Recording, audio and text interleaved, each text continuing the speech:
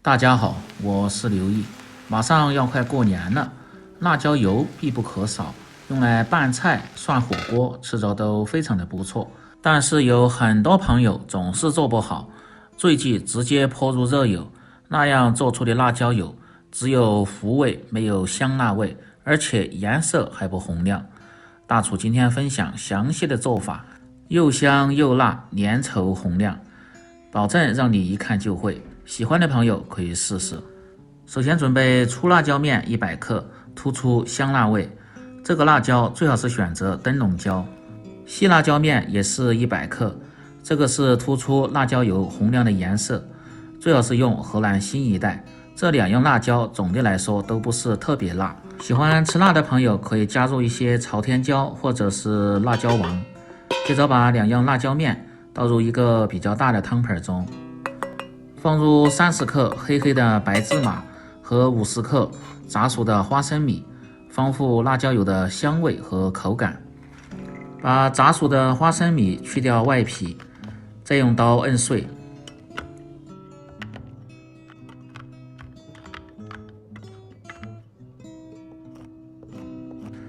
稍微剁几下就可以了，也不用剁得太细，这样吃起来才有口感，越嚼越香。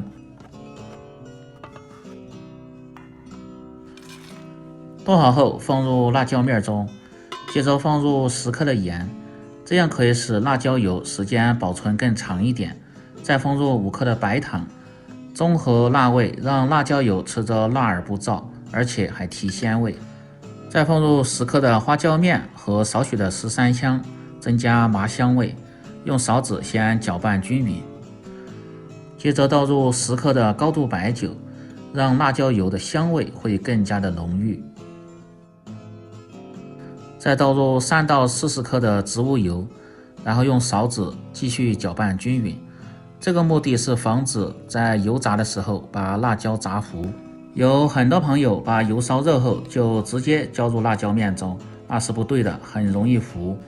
一定要提前用高度白酒和凉油把辣椒面拌成这样比较湿的状态，这样在炸制辣椒油的时候，第一不会糊，而且辣味和香味能够很好的突出。放上保鲜膜，先放一旁发酵20分钟，这样做出的辣椒油效果会更好，记住这个小技巧。接下来准备香料，非常的简单，八角2颗，少许的白芷，2片桂皮和3-4片香叶，用开水一定要浸泡上，这样干净，而且炸制的时候还不易糊，更能出香味。接着准备小料，生姜2小块先拍破，洋葱半个切成丝，大蒜3-4颗拍破就可以了，然后放入盆中。大葱也是半根拍破，然后再切成段。香菜4-5根清洗干净，只要香菜梗不要香菜叶，因为香菜叶熬出的油容易发黑。把梗也拍一下，把这些料拍一下，目的是让更能够很好的出香味。胡萝卜半根先切成片，再切成丝，让做出的辣椒油色泽更红亮，而且营养又美味。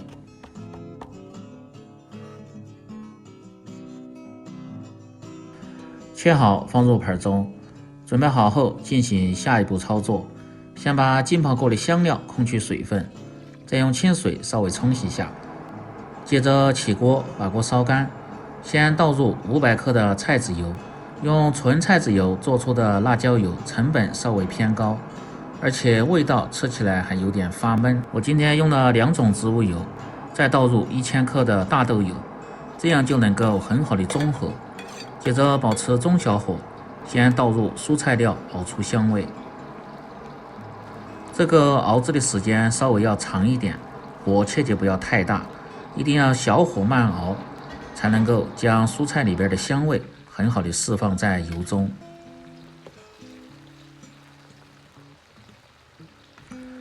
熬制大概3分钟左右，熬出蔬菜料里边多余的水分，再倒入浸泡过的香料一起熬制。用勺子稍微多推动下，让其受热均匀，继续保持中小火熬至5分钟左右。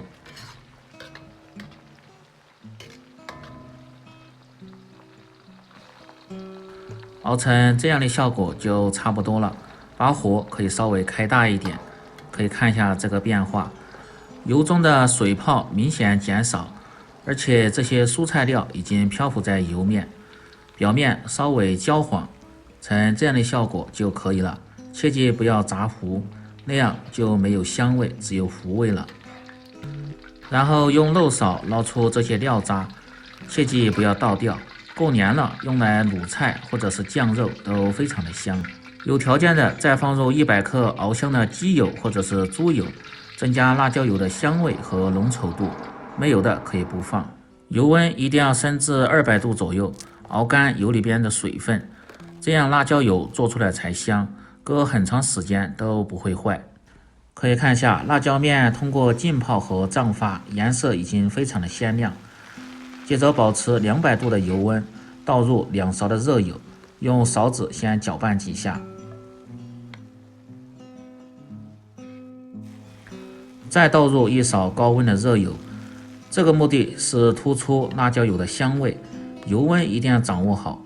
这3勺油油温必须要高，激发出辣椒里边多余的水分，突出香味。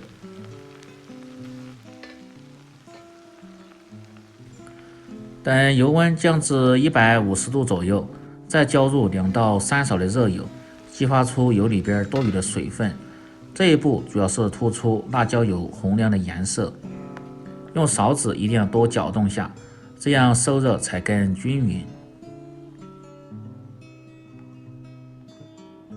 等油温降至100度，再放入5克的陈醋，可以使辣椒油的颜色更加的红亮好看。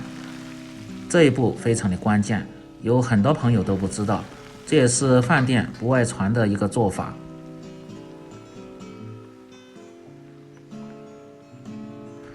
最后等油温降至80度左右，把剩下的油全部倒入，稍微搅动几下，这样就可以了。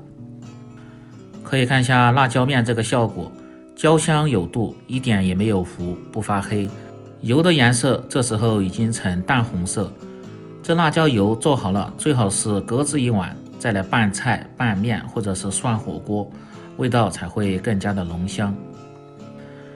更多家常菜请关注刘毅美食，感谢您的支持。喜欢的朋友记得帮忙点赞、评论、转发、收藏，我们明天再见。